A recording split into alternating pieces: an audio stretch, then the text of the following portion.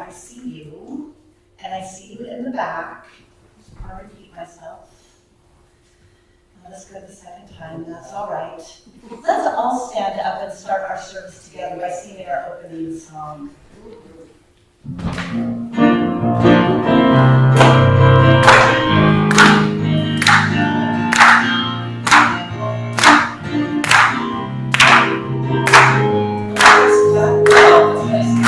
I'm in the right place at the right time.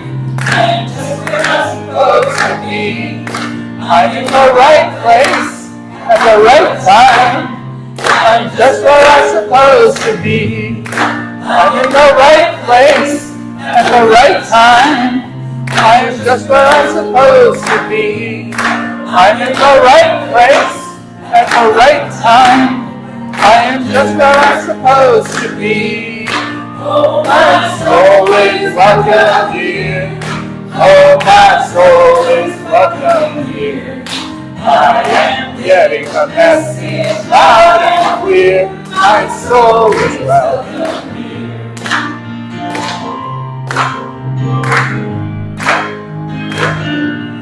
I'm in the right place at the right time. I am just what I'm supposed to be. I'm in the right place at the right time. I am just what I'm supposed to be. Oh, my soul is welcome here. Oh, my soul is welcome here. I am getting the message loud and clear. My soul is welcome here. Oh, my soul is welcome here. Oh, my soul is welcome here. I am getting the message loud and clear. My soul is welcome here. I am getting the message loud and clear. My soul is welcome here.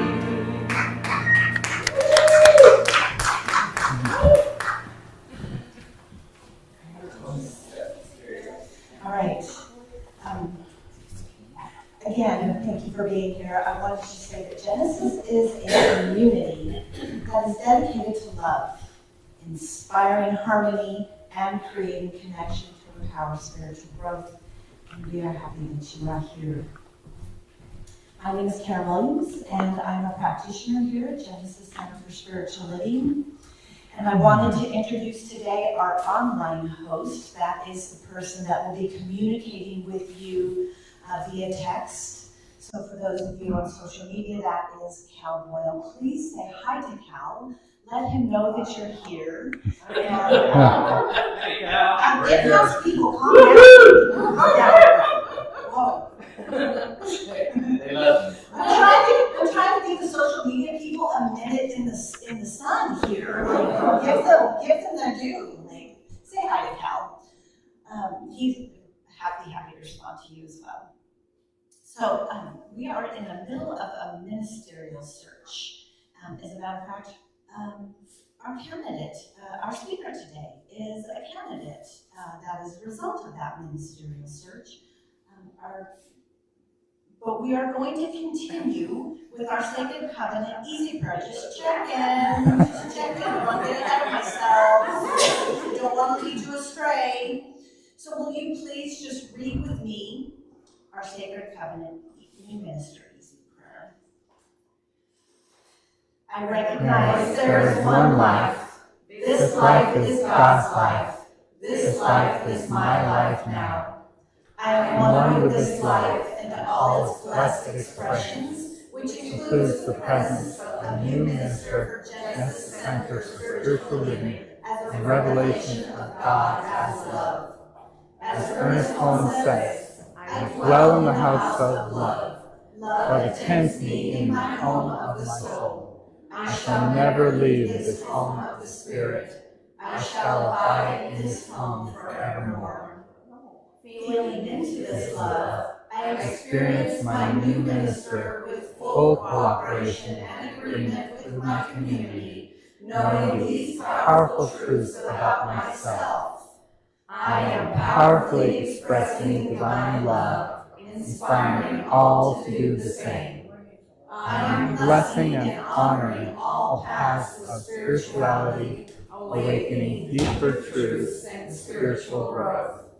I am a place where God shows up, expressing divine love, allowing truth and joy to heal all.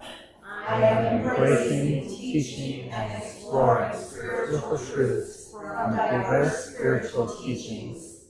I am teaching and embodying prosperity, trusting that God is the source of my good. I now accept this highest expression of spirit as myself, and I know that this expression is now being revealed as the new minister that serves the highest and greatest good for Genesis. I am grateful, we are grateful, and so it is. Thanks for joining me with that. Good things are happening. So I'm just going to give a brief overview of some events that are happening at Genesis. You can find the details on our website, genesiscsl.org, or on our Facebook page, Genesis Center for Spiritual Living. We're also on Eventbrite and Meetup. So today, after service, our guest minister, our guest speaker, is going to be leading a workshop called Embodied Spirituality. This workshop discusses our true nature, being body, mind, and spirit. Our true state is one of flow, spaciousness, light, love, and stillness. Many of our common spiritual practices leave the body out. And in this workshop, we'll practice movements that energize, heal, and balance our bodies while bringing us deep connection with spirit. Please stay for this fun and memorable workshop. I'm also introducing our game night. We're offering a game night, third Fridays of the month. This is called Genesis Game Night. Our first game night is Friday, August 18 from 6:30 to 9:30. Dave Pennick is hosting this game night at his place. And it's an opportunity for the Genesis community to get together, connect, and have some fun. Refreshments will be provided, but if you have a favorite, feel free to bring whatever you'd like. Come join the Genesis community for a night of games, food, and fun. You can find a sign-up sheet with contact information at the volunteer desk here by the front door. Our ongoing Wednesday nights event is our Intention Circle. That's hosted by Cynthia Zink and myself, both practitioners here at Genesis. That is from 7 to 8 p.m. via Zoom. You can find that link in our newsletter or online. We're also continuing to do the Science of Mind textbook in a year. You can find that on my Facebook page, Karen L. Williams, RSCP, or you can find it, I will share that with the Genesis family. If you are not a member of Genesis family on our Facebook page, you can ask to be invited to that, and you will get that there. And all the updates, really. We do it all there. Okay. Is anybody, no, I don't want to skip ahead. I was about to jump over our meet and greet as if this were the dark times. This is no longer the dark times. Please stand up in the light and meet and greet each other. Hi. Good to see you.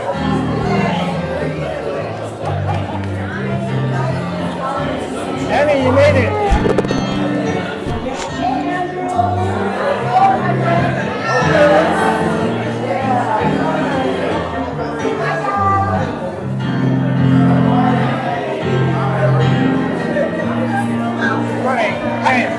Hello, Anne. Good to meet you. West.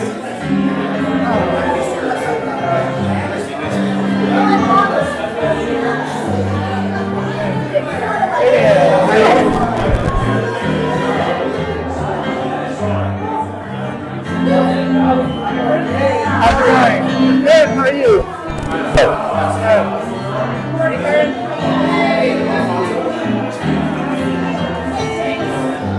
Oh, there you are. They're right. I've been reading you every day on Facebook. You do this wonderful messages. Thank Did I get to see you in person? Good morning,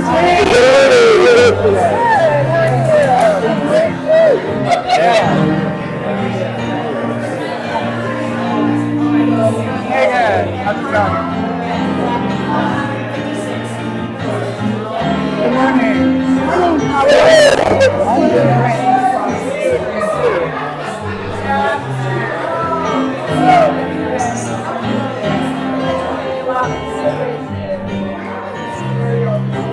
This is such a wonderful group of people. I love the everything about this. The message, the people, the consciousness.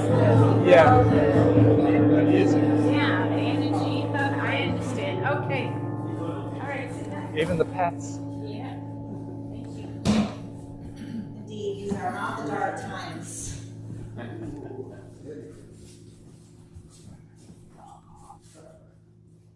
Thank you. Do we have any first-time guests here? I see a couple of unfamiliar faces. If you'd be willing to stand up and just tell us your name so we all get to know you.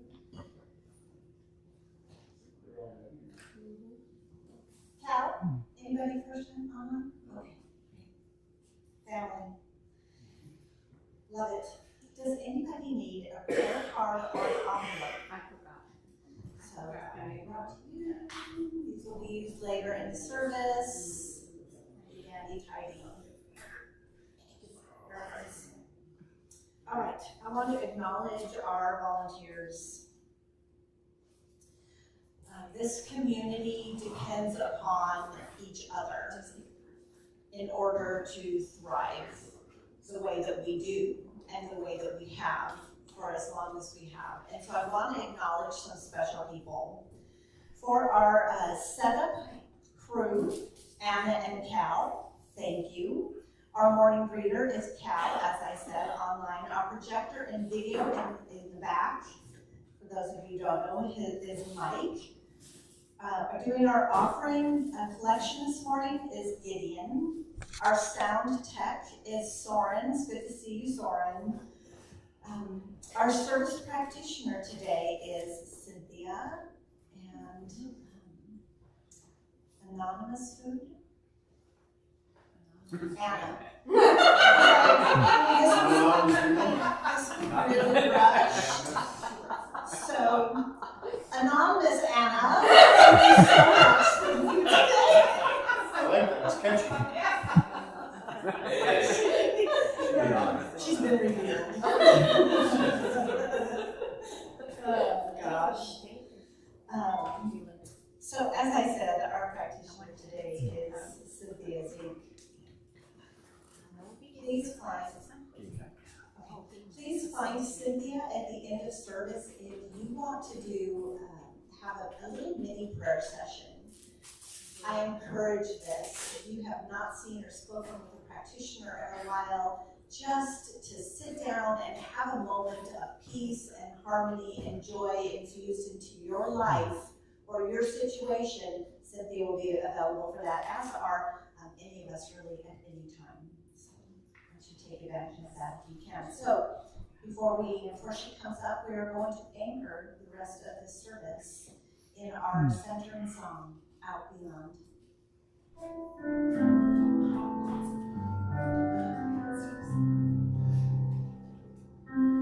Out beyond ideas of right or wrong, there's a field. I'll meet you there. Out beyond ideas of right and wrong, there's a field. I'll meet you there. Out beyond ideas of right and wrong, there's a field. I'll meet you there. Out beyond ideas of right and wrong, there's a field. I'll meet you there.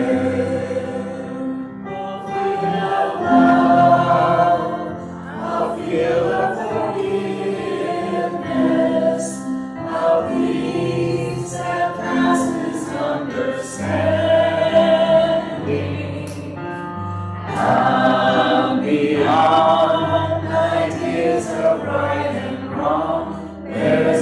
field. I'll meet you there. I'll beyond ideas of right and wrong. There's a field. I'll meet you there. I'll beyond ideas of right and wrong. There's a field. I'll meet you there. Field of love, a field of forgiveness,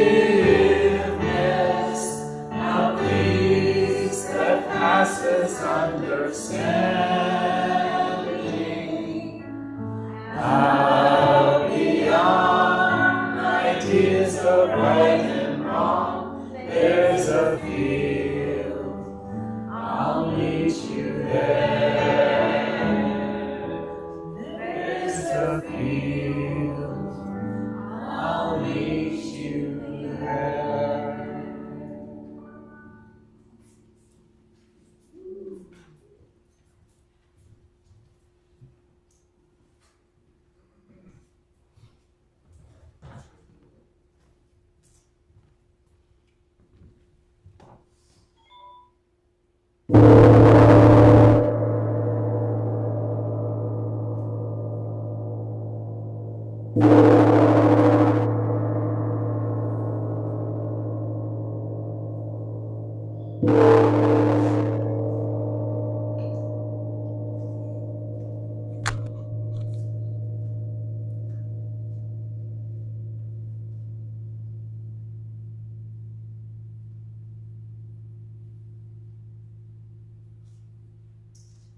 Good morning, Genesis. Good morning, So Cynthia. happy you're here. My name is Cynthia Zink, and I'm a practitioner here, as Karen told you. I still am. And I have the honor of doing our inspirational reading for us today. I was going to ask you when you came in, and I forgot. I think the title of the sermon had to do with our true nature. And the reading that I found for this is from the Science of Mind textbook. It starts on page 33, where it talks about our divine nature being in every man. There is that within every individual which partakes of the nature of the universal wholeness and, insofar as it operates, is God. That is the meaning of the word Emmanuel, the meaning of the word Christ. There is that within us which partakes of the nature of the divine being, and since it partakes of the nature of the divine being, we are divine.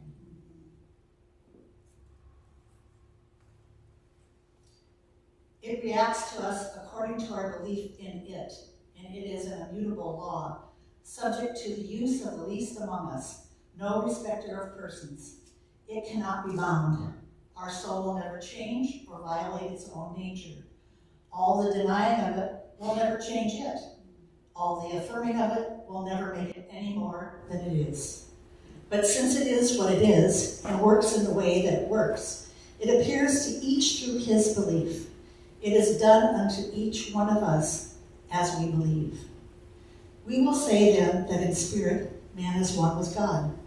But what of the great law of the universe? If we are really one with the whole, we must be one with the law of the whole, as well as one with the spirit of the whole. If we try to find something difficult to grasp, then we shall never grasp it, because we shall always think of it as being incomprehensible.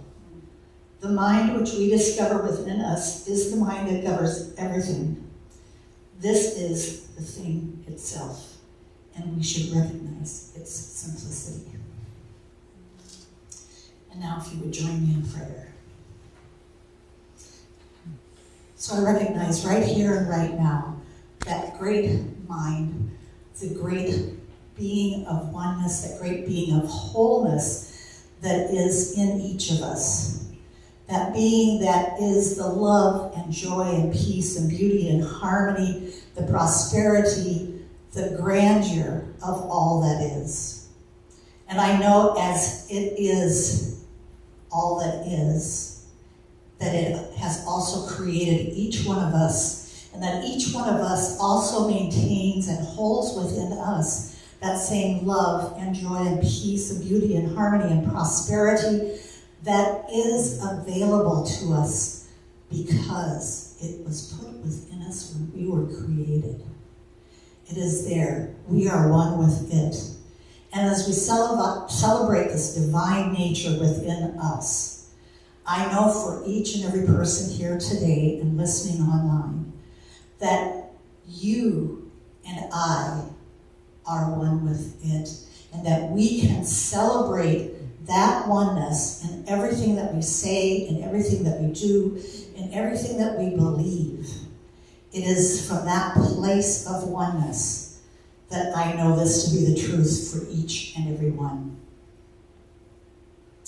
And I'm so grateful that we are gathered today. I'm so grateful for Reverend James as he lets Spirit speak through him. I'm grateful for Becca as she presents us with her beautiful voice and songs. I'm grateful for each person here celebrating in our oneness, knowing that one is all there is. And I release these words now into the power and action of the law, knowing that they have already been affirmed, knowing that the seed has been planted and it is growing spontaneously as we move forward in our lives. And I know that all is well and that all is good. And so it is. Amen. And so now we have Becca Palm.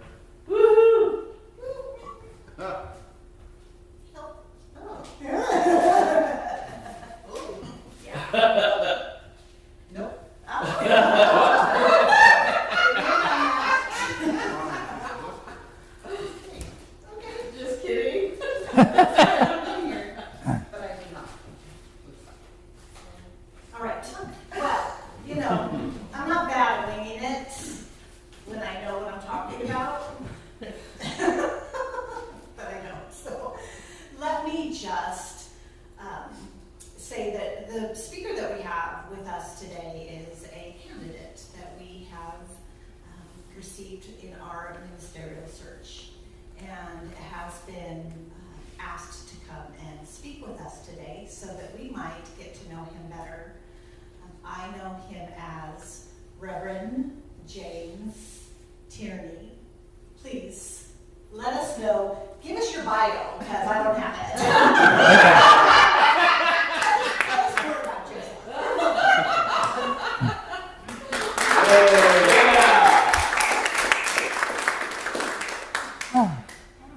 Thank you. I'm so happy to be here, and what a wonderful introduction. I actually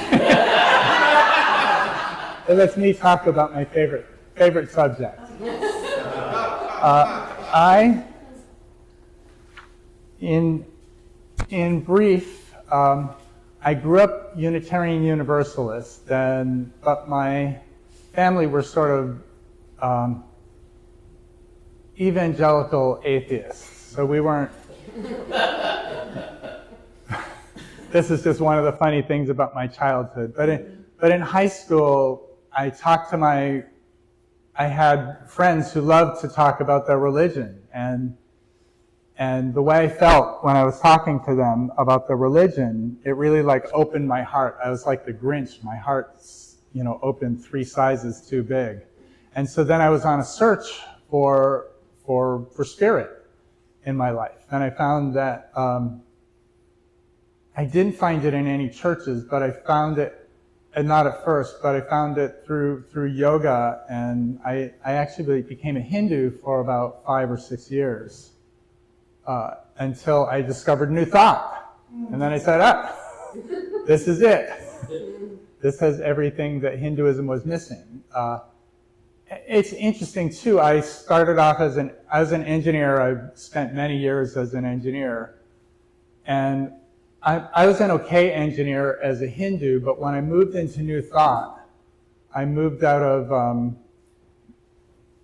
I always found myself sitting a little bit in victim consciousness, which doesn't really have anything to do with Hinduism. It just has to do with the way I was brought up, my nature. I felt like the world is a tough place, and you got to look out for yourself. And then but I was very good at looking out for myself, so I moved into victor consciousness, where I was like, get out of my way, you victims. And New Thought really moved me into consciousness beyond that, into oneness consciousness, where when I was on a project, I was more concerned with the project than I was concerned with the team members, and I really felt the oneness, and I could feel the way we worked together. This was one of the things I really loved about being engineering, is the way we would manifest group consciousness to create. We'd have shared creativity, and we would dream up something in the world, and then we'd make it, and it was, in some ways, a lot better than, some ways it wasn't as good as we thought it would be, some ways it was better than we thought it would be. After many years as an engineer, I decided to go to ministerial school and end up before you now. So I have, you'll hear a couple more stories about my life, but that's more or less the trajectory. I started off godless, found lots of gods, then discovered God is really within, and that made my life it transformed my lives. It transformed my life and made it possible for me to make a positive difference in the world.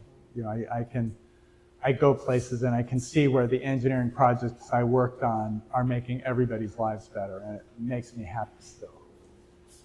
So my talk is called Hide and Seek, or Where's Our True Nature? And this is the way we live in the world, or from a very early age, most of us have a narrator voice that talks in our head, that evaluates things, that evaluates people, that tells us what's going on. It's a storyteller, and it places everything in a context. Now that voice comes from our childhood, where we're just learning about, I have grandchildren at home, ages 1, 3, and 5, and so the 1-year-old still doesn't understand physical reality. Today he got upset because he wanted to have a temper tantrum on the table, and he couldn't, with all the food there, and he couldn't understand why we didn't want him to do that. And it's because he doesn't understand object permanence, that the food, the bowls actually have to be moved for him to have a temper tantrum. But he gets this voice in his head, and maybe his voice is saying, you know, these people don't understand me, they're not treating me fairly. You know, you can get the victim voice. And especially we know children at that age believe that we can read their mind, that any thought that they have is completely transparent to us. And so it's even, you know, they've got a little narrator saying, why are they being so mean to me? You know, they don't understand our motivation, they don't. And as it turns out, this voice can follow us through our whole lives, we have our coming up on 3-year-old who's, you know, all about, I want them all. He's got the desire for everything. He's moved out of victim consciousness into victor consciousness. I want all the toys. I want all the food.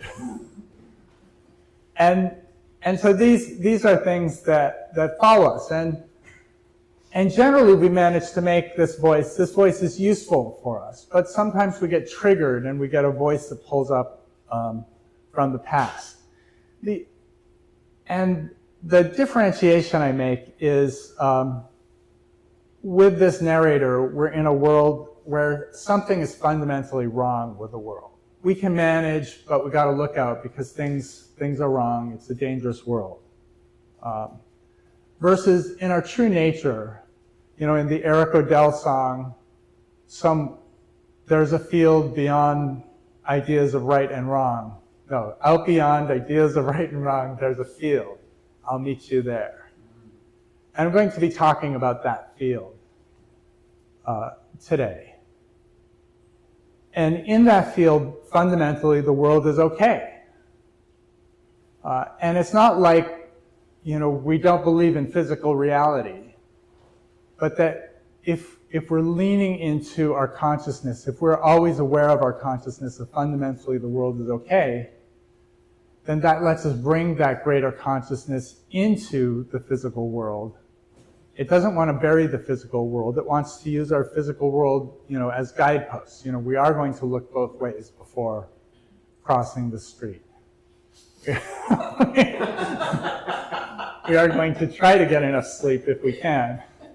Now, this is something my 3-year-old grandson is.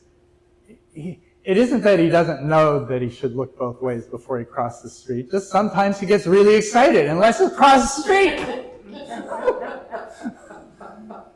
And we're trying to cure him of this habit, but sometimes it's tough. So one of the things about the storyteller, you know, so we've got the fear, we've also got the always seeking something bigger and better. So, and this is something, you know, when we look into our true nature, we're moving into the field and we think, well, this is nice, but I bet there's something better, something bigger and better. And so it's like spiritual materialism is getting us to move up. And it's not that there might not be something bigger and better, but really, it's gratitude for and enjoying what we have now, the present moment. And Becca, if you want to come up, I'm going to bring us into a brief heart meditation. One of the things about, in our true nature, has 5 attributes that I'm going to talk about. Flow, spaciousness, light, stillness, and love. I'm going to start with love because it's our spiritual heart is the organ of spiritual vision. And so by seeing through the heart, this can get us in touch with our true nature. And I find for most people this is a really reliable way to get in touch with our true nature. So let's take a deep inhalation into our hearts and exhale from our heart.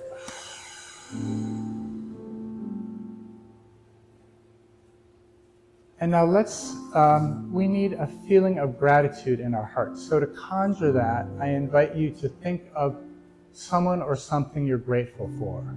It could be a pet. It could be a family member or friend. It could be a situation. It could be a community, like our wonderful spiritual community here, and our wonderful spiritual community online. There, that feeling. So that feeling of gratitude, let's feel it, allow yourself to feel it in your heart, and let's just lean into that. That feeling of joy and gratitude.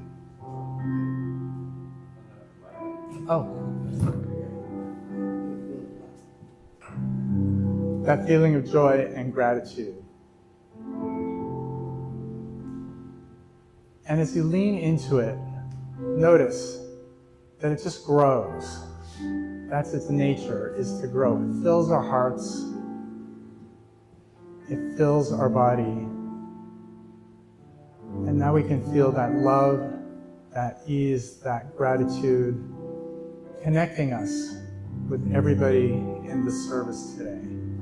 Everybody in the room with you, everybody watching at home, everybody watching at a different time, because love is beyond time and space.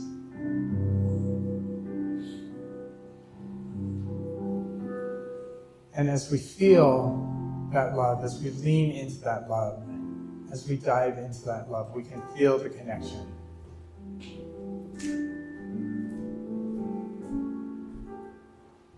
And as we see the world through this is the eyes of the heart. And so let's once again take a deep inhalation and exhale.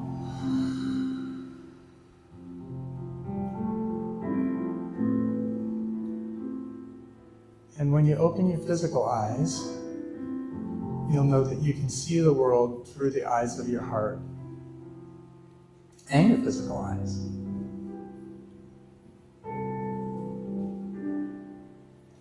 So, Ernest Holmes proclaims, love is the only security in the universe. And so this is where we can be love, be the connection.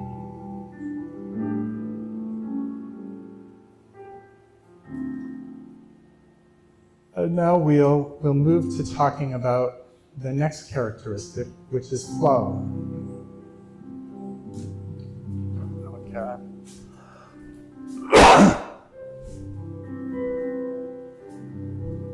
Thank you, Becca.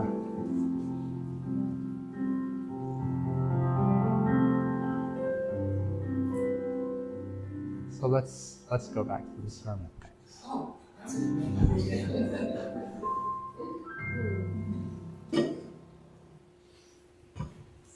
It's so wonderful. It's nice doing meditations a cappella, but when I can have somebody like Becca accompany me, it's just so much more wonderful.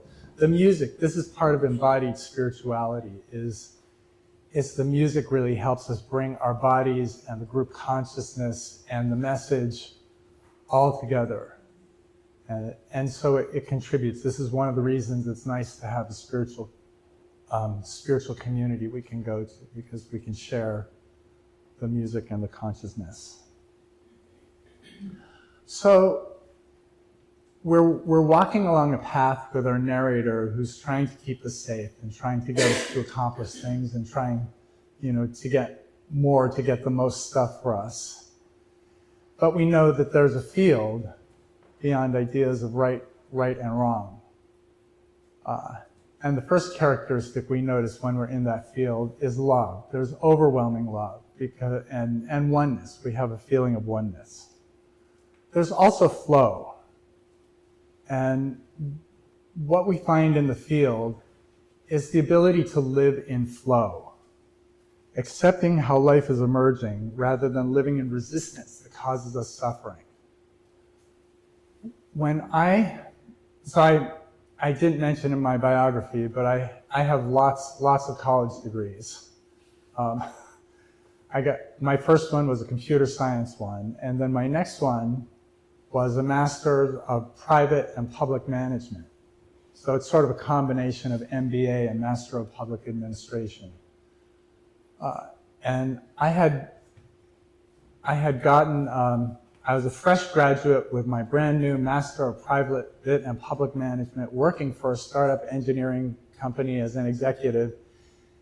And so I bought a house. I bought a house in Connecticut. I could be near my family. It was a really wonderful place. And then after owning the house for 3 days, I got laid off. And I just didn't want to be there. I didn't want the house. I didn't want no job. My life was something I didn't want. And for weeks, I was moaning. My wife and I were moaning. If only I hadn't bought the house. If only. And my mom lived nearby, she was really the biggest reason we got the house there, because we thought it'd be fun to have grandchildren near their grandparents. And one day she just said, well, she exploded. She said, come on, you bought it. Face it, live up to it. I'm like, you're right. This isn't helping. This if only thing is just making me miserable. And so at that point, actually, my life turned around, just from moving out of the resistance into the flow. And so this is something I encourage others to do. But what happened is I noticed what a wonderful house it was. We lived next to the 100-acre woods, and my toddler son loved spending his days in the 100-acre woods. There was a little brook, and he went and played with his toys in the brook and wandered around, and there were birdies and insects and all kinds of, rodents and things out there. There were neighbors with kids who loved hanging out with, our little toddler. And so he had a community, we had a community, and my house was exactly halfway between where my mom lived and where my mom worked. And so more days than not, she would come home from work, pull into our driveway and say, hey, you guys, go out and have fun. Let me watch my grandson.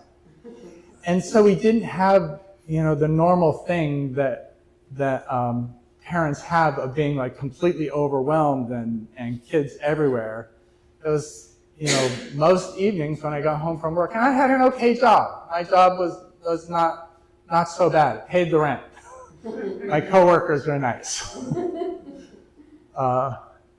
It was intellectually challenging, enough.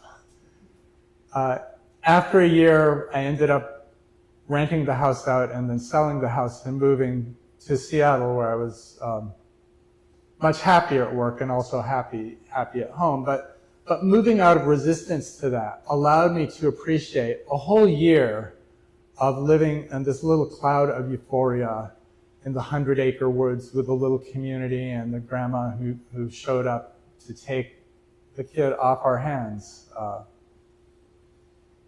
So that's living in flow. So we also imagine in our field, beyond ideas of right and wrong, spaciousness, where we're open to all possibilities and truly open to the wonder of our life rather than seeing it as a problem to be solved. Being open and curious allows us to see more what is really here rather than closing ourselves off. We get to be in the current moment rather than trying to be in the past and the future. And this is one of the things a storyteller really does. I remember as a young engineer, before I discovered New Thought, people were talking about be present, be in the now. I'm like, that makes no sense. I am moving. The now is just a blip as I'm moving from my glorious past to my even more glorious future. What is the now about? It's just like, gone. It's gone before you even notice. But I discover that there's another view of the now, which is that it's all there is. We always live in the now. The past is a history. The past is all the stuff that already happened, and now it's just a story. It's just a memory. And the future is a mystery. We don't really know. We have hopes, we have dreams, we have affirmations, but the future could always be better than we imagine. It could be worse, it could be different, it could be... We don't know what the future would be like. The future... Well, actually, I love the thought of the future as a mystery, because it really... Christy and I love watching detective shows, and one of the things we like is there's a mystery at the heart of it. We're like, what's going to happen? We're on the edge, so it activates our curiosity, and so that's the nice thing, is we can be curious, and curiosity helps keep us present and engaged. We also, in that field beyond right and wrong, we live as the light, which is our true nature. So, we can be the light that you are. We know that we're all children of God. We're all perfect the way we are. Every one of us is a unique part of the universe. And the universe without us would be missing something. So we're indispensable to the universe. And we can lean into that. As Oscar Wilde said, be yourself. Everyone else is taken.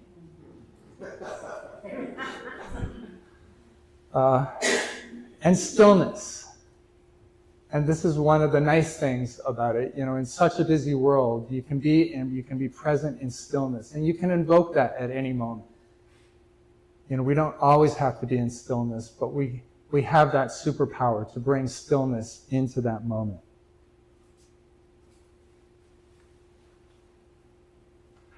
So, I want to invite you to my workshop. Those of you at home can drive in quickly if you can, or no doubt, actually some of my workshop, it occurs to me that part of my workshop I've got on little videos online, so I may send those to Gideon, who can give them to people who want to watch it. But I'm going to teach a bunch of practices that have helped me to live in flow, spaciousness, light, stillness, and love, and to connect with spirit while being very, very embodied.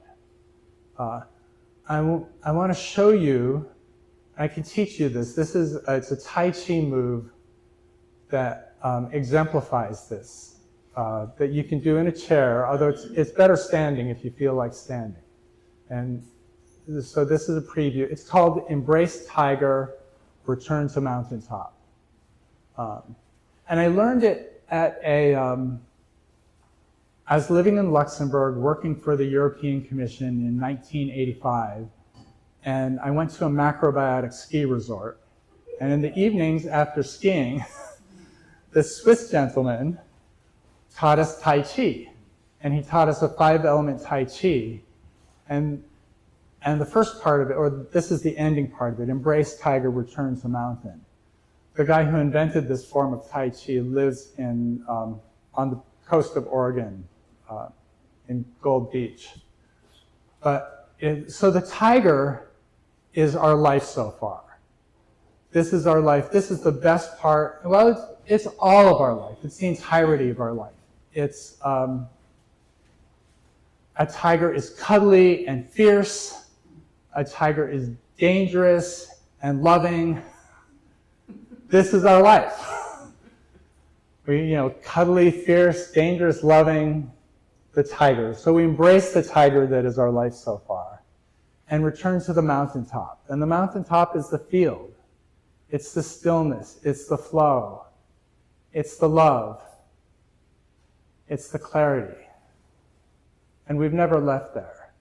So I'll go out here so people here can see.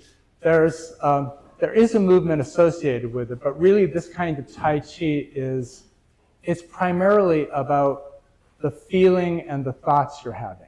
So when you're embracing the tiger, really feel like there's a tiger you're embracing. And that tiger is your life so far, cuddly and fierce. And return to the mountaintop. And then feel the stillness. Feel the flow, feel the clarity. If you want to stand, there's a little bit, it's just leaning. So you lean, right, your feet are sort of, one is behind the other, and you lean forward into embracing your tiger, and then you lean back on your heels into, return to mountaintop. Embrace tiger, return to mountaintop. Embrace tiger, return to mountaintop. And that's it. We'll do that more in the workshop. But it's something I can do sometimes when I'm triggered, sometimes when I'm frantic, sometimes when I'm wanting to push away or I regret. When I'm feeling bad about myself, I like to embrace the tiger.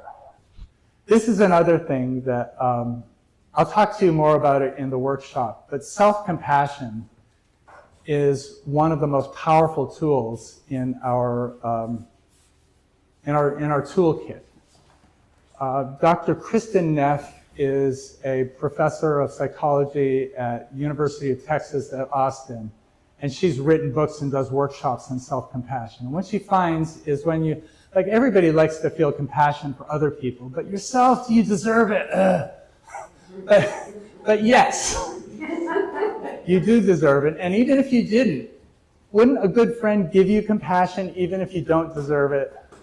And by giving yourself that compassion, deserved or not, what that does is it activates oxytocin, which is the chemical of courage.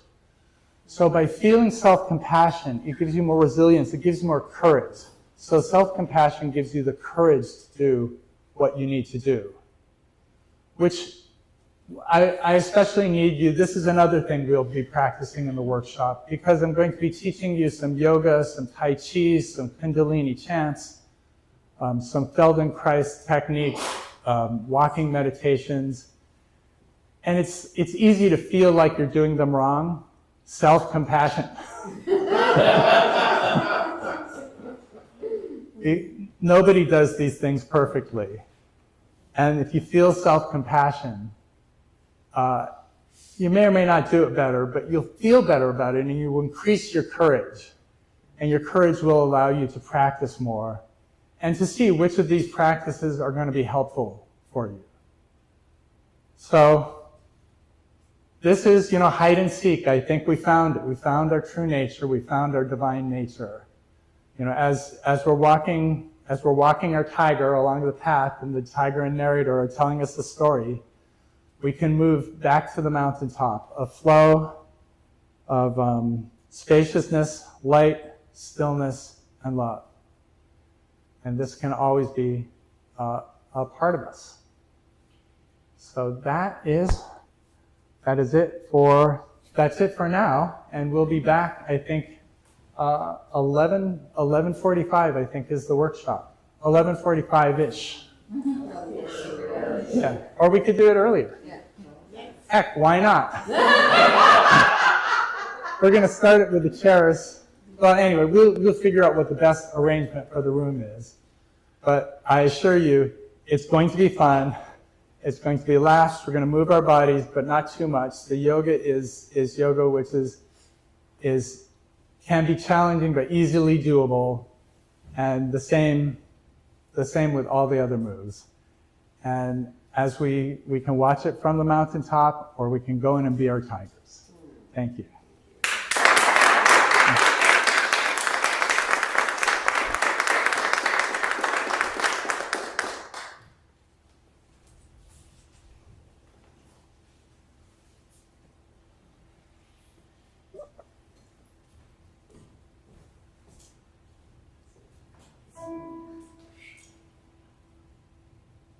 Are we filling out prayer cards today, or I'm wondering which fingers to do after that instead? Oh, perfect.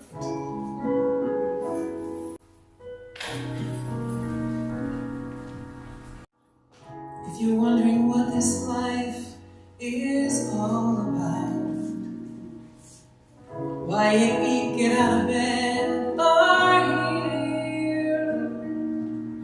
We're all wanting to connect, to know that we are loved. And so, until that's clear, when you think that love has left you all alone, or it feels like time's not on your side, trust in your tiger and honor what you feel. Oh yes, these are your guides. They'll take you on a journey of compassion, set you free to live a life that's authentic and true. You'll see it may take a lifetime to understand why we're here and how to truly live. It doesn't matter what we face, together we will learn how to love and how to forgive. The flow is present everywhere in our birth and through our death, and the traumas we touch unite us, so use every breath to inhale that everlasting ripple, the one that ends where we have just begun. On this path we're all together while we seek and learn. We're loved, we're connected, we're one.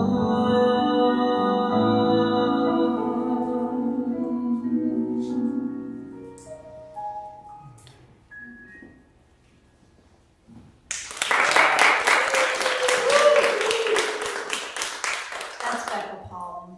Could you please give another warm round of gratitude for Becca Palm and for Reverend Tierney. Thank you so much.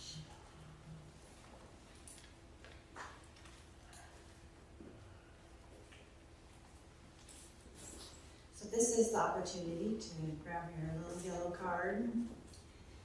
If there is something that you heard or experienced during the service today that you feel like you want to have support with, or if there's something that you want to demonstrate in your life, please go ahead and craft a prayer and know that our practitioners here will be praying on these for you, with you, every day of the week.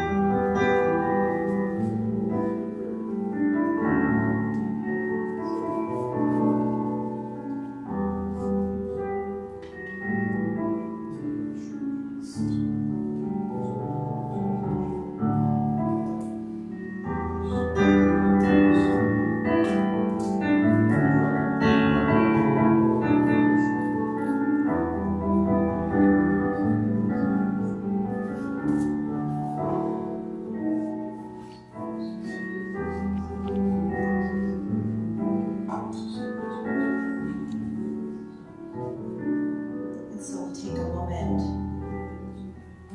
to move into our offering. We have this envelope.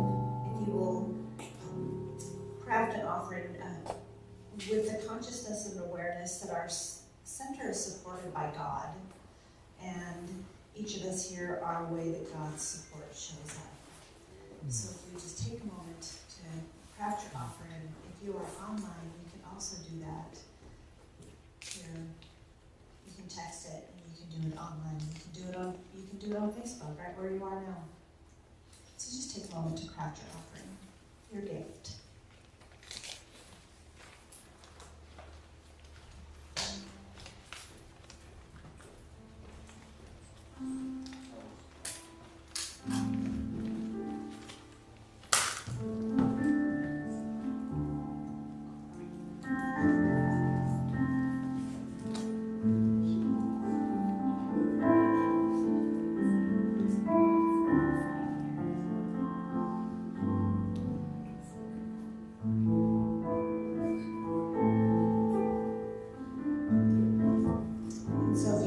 called, just go ahead and take your prayer, your offering, and hold it at your heart while we say together our offering blessing. Divine love through me blesses and multiplies all that I am, all that I have, all that I give, and all that I receive, and I am thankful. And so while Gideon comes around and does collects our offering, we will sing our gratitude song, our collection song. God is my source. God is my source. God is my power. God gives me everything I need. So I give thanks for all my blessings. God gives me everything I need. Love is my source. Love is my power. Love gives me everything I need. So I give thanks for all my blessings. Love gives me everything I need. Joy is my source. Joy is my power. Joy gives me everything I need. So I give thanks for all my blessings. Joy gives me everything I need. So knowing that God is our source and that we have initiated that great law of circulation, that as we give, so shall we receive, pressed down, multiplied and overflowing, I give great thanks for what has happened here today and what continues to happen throughout eternity, and so it is. So it is. Yes, indeed. Yeah. Let's sing our closing song together. Stand up, please. I release and I let go. I let the Spirit run my life, and my heart is open wide. Yes, I'm only here for God. No more struggle, no more strife. With my faith I see the light. I am free in the Spirit. Yes, I'm only here for God. I release and I let go. I let the Spirit run my life, and my heart is open wide. Yes, I'm only here for God. No more struggles, no more strife. With my faith I see the light. I am free in the Spirit. Yes, I'm only here for God. I'm free in the Spirit.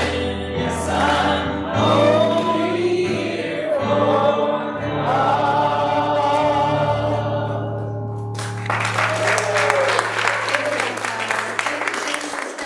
Please join us for fellowship and food. Thank you, Anna. And the workshop. Thank you, Those of Anna. you online, that time. Otherwise known as Anna